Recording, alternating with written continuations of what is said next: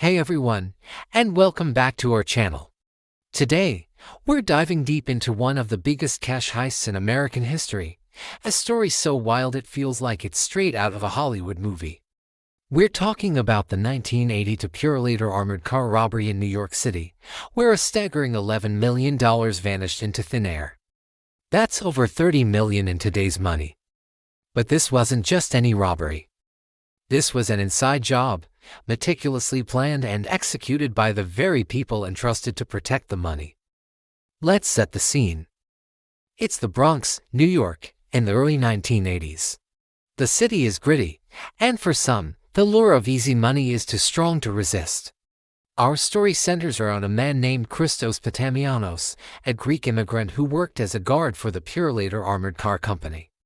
On the surface, he was just another employee, doing his daily rounds. But behind the scenes, Christos was wrestling with a mountain of debt from a failed business venture. He was desperate, and his desperation led him to a dangerous idea. Working at Purolator gave him an intimate knowledge of the company's operations. He knew the schedules, the security protocols, or lack thereof, and most importantly, he knew the weaknesses. He saw firsthand the massive amounts of cash being moved around daily with what he considered shockingly lax security. The thought started to form in his mind, what if he could just take it? But he knew he couldn't do it alone. He needed a crew he could trust. So, Christos turned to his family and close friends. His main accomplice was his childhood friend from Greece, Steve Argytakos. Steve was a smooth talker, a charismatic guy who could help organize the logistics and, more importantly, keep everyone in line. They also roped in another friend, Eddie Parenti, who would play a key role on the night of the heist. The plan was simple in its audacity. They wouldn't need to blow open doors or engage in a high-speed chase. They were going to use their inside knowledge to simply walk in and take the money. The target was the Purolator depot in the Bronx. The date was set for a Friday night, April 29, 1982. They chose this time carefully. It was the end of the month, a time when the vault would be overflowing with cash from businesses making their deposits. Christos knew the security guard rotation and the alarm system like the back of his hand. He even knew which guard was on duty that night, a man who was notoriously complacent. On the night of the heist, Christos, who had conveniently called in sick, met up with Steve and Eddie. Their plan hinged on Christos's ability to get them inside without raising suspicion. The first part of the plan was a classic diversion. Eddie Parenti, posing as an electrical inspector, called the depot. He told the on-duty guard that there were reports of a power surge in the area and that he needed to come down and check the systems. This was the perfect pretext to get the guard to disable parts of the alarm system.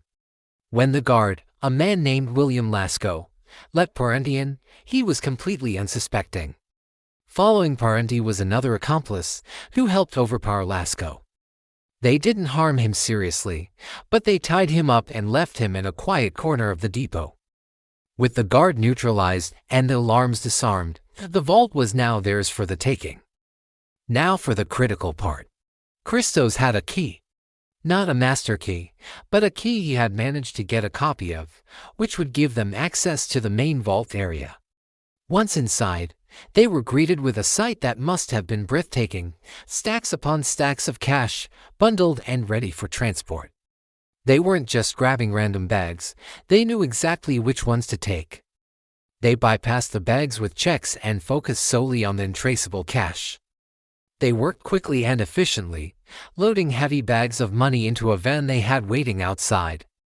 Bag after bag, they filled the vehicle. In less than an hour, they had loaded up an incredible $11 million. They cleaned up any obvious evidence, locked the doors behind them, and simply drove away into the New York night. It was, for a moment, the perfect crime. The next morning, the day shift arrived to a scene of utter confusion. The guard, Lasco, was eventually found, and the alarm was raised. When the company officials finally opened the vault, the scale of the theft became apparent. $11 million gone. It was the largest cash robbery in U.S. history at the time, and the FBI was immediately called in. The investigation kicked off with incredible intensity. The FBI's initial theory was that this had to be an inside job. There were no signs of forced entry, and the thieves knew exactly how to bypass the security systems. The focus quickly turned to Purolator's employees, past and present.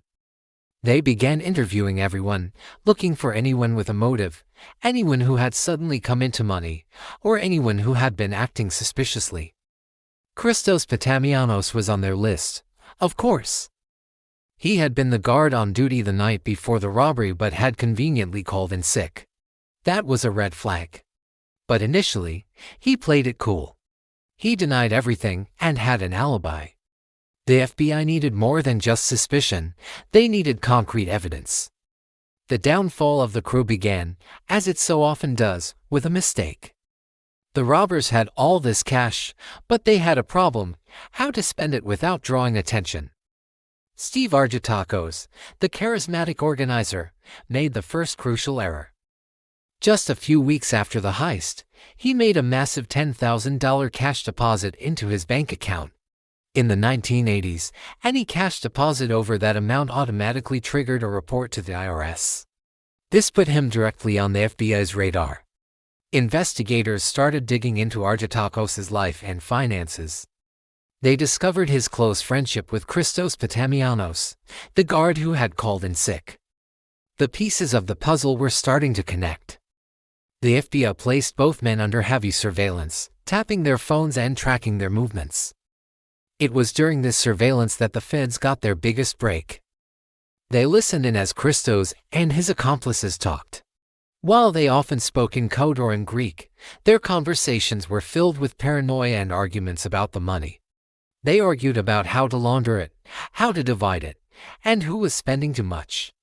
These tap conversations provided the direct evidence the FBI needed to move in. The net was closing. The FBI also found another key player, a lawyer who had helped the crew try to launder the money through real estate deals and offshore accounts. With mounting evidence and the circle of conspirators unraveling, the authorities decided it was time to make their arrests. In the end, Christos Patamianos, Steve Argitakos, Eddie Parandi, and several other accomplices were arrested and charged. Faced with the overwhelming evidence against them, including the wiretapped recordings, most of them chose to cooperate in exchange for lighter sentences. Christos Patamianos, the mastermind, confessed to his role in planning and executing the heist. He admitted that his crippling debt was the driving force behind his decision. The trial revealed the full extent of the simple yet effective plan. It was a classic tale of greed and betrayal, where the temptation of a life-changing score proved too much to resist. The sentences handed down were significant, with Christos receiving a lengthy prison term for orchestrating the crime. But what about the money?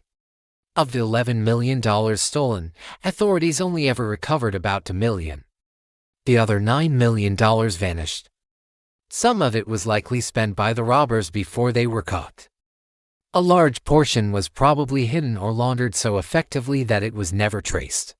The fate of the missing $9 million remains one of the great enduring mysteries of the case. Did they bury it? Send it overseas? To this day, nobody knows for sure. The Purolator robbery served as a massive wake-up call for the armored car industry. It exposed glaring security flaws and the danger of insider threats. In the aftermath, companies across the country completely overhauled their security protocols, implementing stricter background checks, more sophisticated alarm systems, and dual control procedures for vault access, ensuring that no single person could ever have that much control again. So, what can we take away from this incredible story? It shows that sometimes the biggest threats don't come from masked gunmen on the outside, but from trusted individuals on the inside. It's a testament to how desperation can drive ordinary people to do extraordinary things, and a cautionary tale about how greed and paranoia can unravel even the most perfect crime. The lure of $11 million was enough to turn a regular guy into the architect of a legendary heist, but in the end, it cost him his freedom. What do you think happened to the missing $9 million? Let me know your theories down in the comments below.